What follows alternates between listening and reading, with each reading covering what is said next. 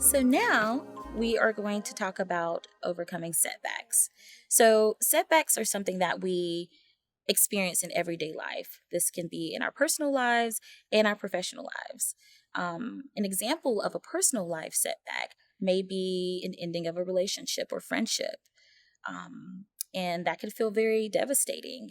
It could feel that we've experienced this grief or significant loss in our lives. And it could really put us in a place of, depression, anxiety. There's many things that may come with that that keeps us stuck. And an example of a professional setback may be not getting the dream job that you wanted, or even job loss that changes your financial position. And so I think that these setbacks happen, these disappointments, they happen in life, but it's important to note that they're temporary, and you, with the right tools and resources, you can overcome those setbacks in a really positive way.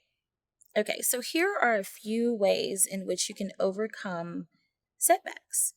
I think it's first important to acknowledge your feelings. I think it's okay to give yourself permission to feel the feels, right?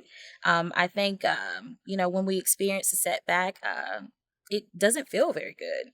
And so sometimes it just requires us to take a moment and pause and really heal from that moment. And then I think it may be worth, taking the time to reset. I think that sometimes when we feel that we've lost or we've been set back, that, um, you know, we can't pick back up where we were.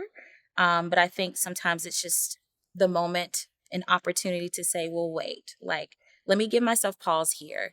Let me reset and readjust, and then look towards the future. I think the next step is to use the resiliency we talked about earlier. I think when we talk about setbacks can make us feel like the whole thing is off.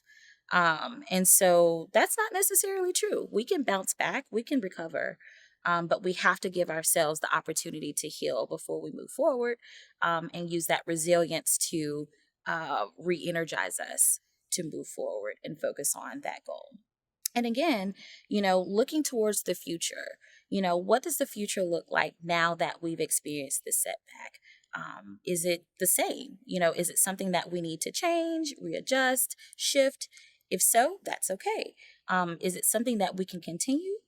Awesome. But I think that it is something to reevaluate what that looks like before moving forward, so that we are setting ourselves up for success or making the proper adjustments before we do that, so that our future continues to look bright, and that setback is essentially left in the past.